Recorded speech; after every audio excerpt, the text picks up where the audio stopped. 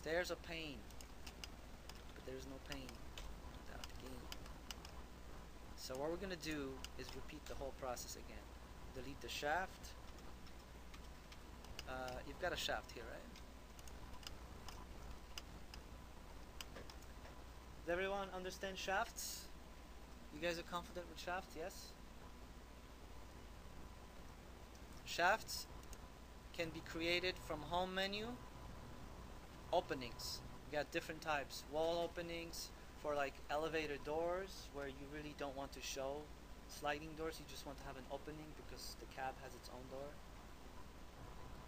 This is going on a sloped roof, for instance. Biface, same thing. If you have some kind of inclined shape like a dormer. Another one. Okay, first floor. Let's go to level 1. So we have a stair here. That stair is going to go from level 1 to level 2. So what we're going to do is go to home and stair. Where is stair? Right here.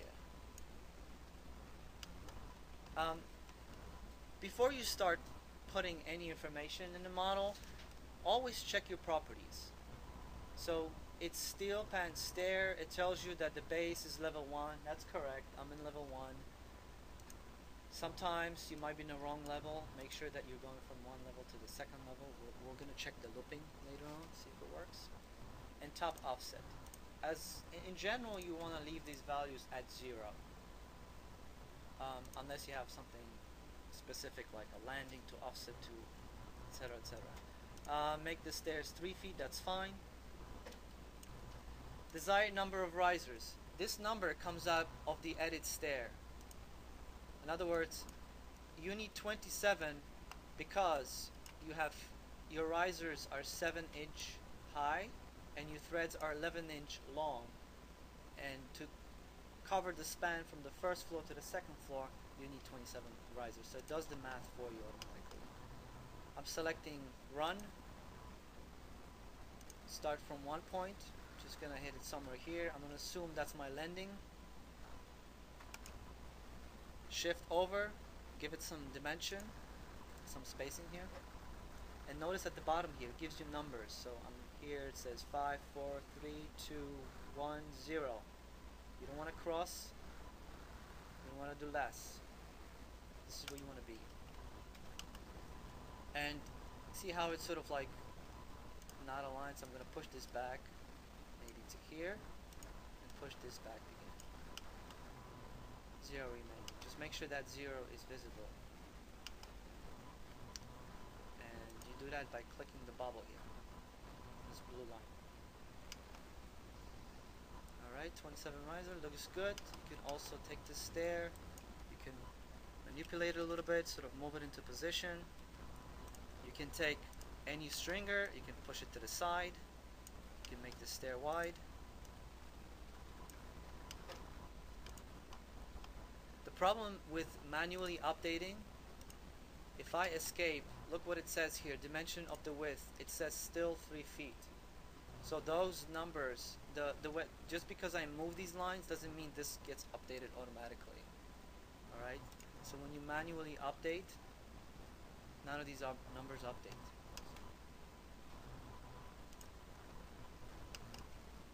That looks about right. I'm going to take the stair and move it to the edge of the slab here. And notice I need to adjust the shaft a little bit. So hit the shaft, edit sketch, align, A-L shortcut, or hit this button here. To align, you select the object of the line to align to, and then the object to align. So I'm going to use this line here. That should be fine. Looks about right. Maybe this should be a little bit here, so push back.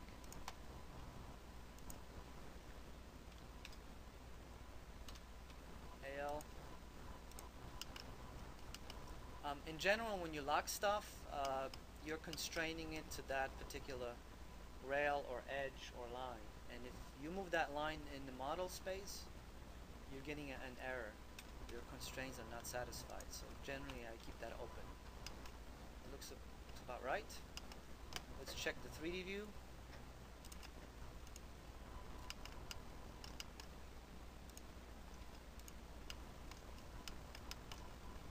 Okay, that looks good. Maybe I can take that edge, maybe push it back a little bit to the first riser, because I've got 1-inch nosing. So I've aligned the edge with the nosing. This actually should be, in general, that slab actually is something like, that slab should be somewhere here at the edge of that stringer. That's how they would build it. And then check the top. It looks good. Maybe I want to push this slab beyond that line here. So close all the views, view, close hidden views, open my first floor, and tile the views so I can see what I'm doing.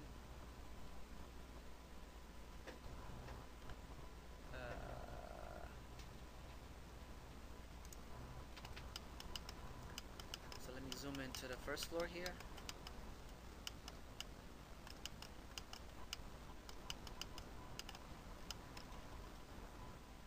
Check my shaft, edit sketch. I'm going to align the edge of that to this. Line is too short, delete. What happened is this line here was too short, so Revit automatically assumed that it's 0 and it deleted it. TR for trimming, AutoCAD people, right? Same shortcut, TR. It's this button here to quickly trim lines.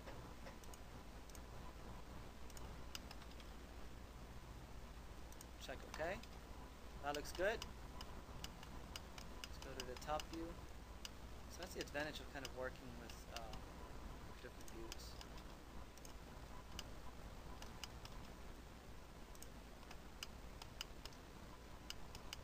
I'm going to push this back a little bit more. So where would I adjust the top of this? At the first or the second floor? What do you think? Second floor? Let's open the second floor. So in the second floor you can see what's happening. My edge is here, the stair is here, so you probably want that here. However, that's the shaft that we had. Oh, actually that's another shaft. That's a copy of it. So that's actually what you want. So what I'm going to do, in reality, what you need to do is take your first shaft that you created for the first floor. Just tap it until you find it. You may have to move your mouse a little bit. Okay, that's a problem. Then just drag over it, select everything, filter, check none, shaft openings. And I've got 5 in there, so I'm going to have to minus some. So shift deselect. I just want that one shaft here. Shift deselect. Copy, paste, align selected levels, and I'm going to copy it to second level. The reason I'm copying just that one shaft is your first to second elevation, first floor to second floor elevation is different than the second to sixth. Second to sixth are all the same.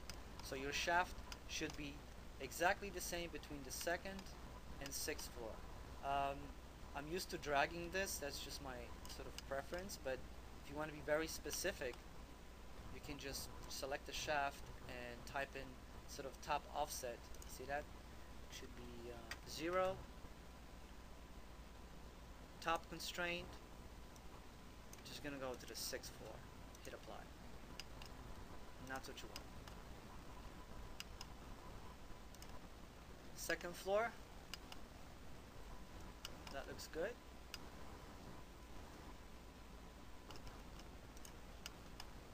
It actually matched it pretty nice. That looks good. Let me copy that stair now.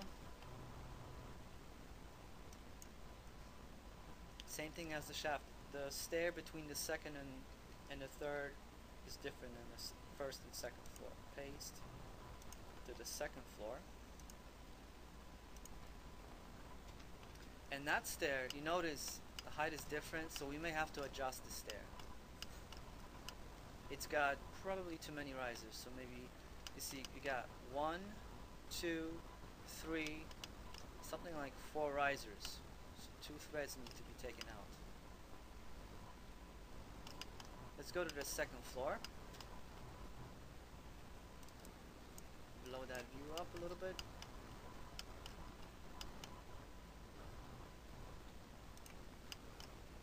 Let's see, make sure you got the right one selected. So instead of adjusting it, I think the base looks fine.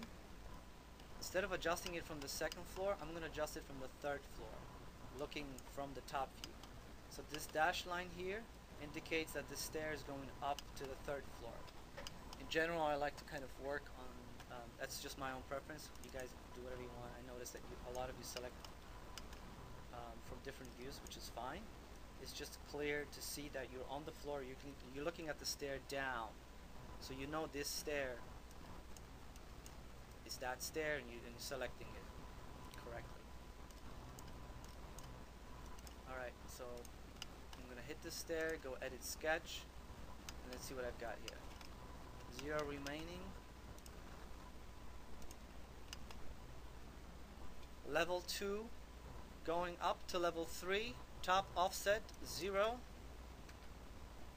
Number of rises automatically adjusts, but you still need to adjust the line of the stairs. So right now I'm just going to track this bubble. 1, I've got -2 remaining, -1, 0 remaining.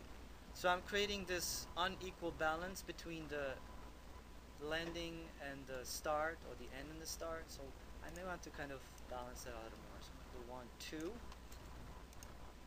1, 2. Right, 0 remaining, looks good, nicely aligned. Hit OK. And so that involves tweaking the shaft opening now. So it's a back and forth, back and forth. Sometimes you may have to end up going a few times, adjusting it. Just move it. Cool thing about Revit that it snaps automatically to when it finds objects. And hit OK. Let's look at the 3D view. Looks perfect. Okay. That's the typical handrail that you probably want in the staircase. So you've got the 2'8" and 48. Keep forgetting what those dimensions are for the railings, but you need the lower and the upper. You can change that. There's lots of different ones. Rectangular pipe. For like ramps, that's what you can do for a ramp, or maybe a handrail. That's like a balustrade for a balcony or something. There's lots of different ones. You can. There's lots of rails and stairs available online that you can download. They're all custom concrete stairs if you want. You would not probably take that stair and copy it over to every floor. The easiest way is to have the stair run from the second floor to the 6th floor by selecting multi-story. So check the properties of the stair. Going up to the 6th floor, hit apply, automatically creates the stair from the 2nd to the 6th floor. Bear in mind that this is one continuous stair. So if you have the same elevation, but your stair is concrete and not metal, well, you're gonna have to stop it at that level, create a new set of stair, and change the material. You can't. It's a continuous stair. Whatever you do to one, to that component right now, it applies to the whole thing. Same thing with the railing. Although you can break the layer, you can actually delete the railing here and create custom railing for each section, floor to floor. Now, to answer the looping question, we're going to try that. So let's go to the cellar.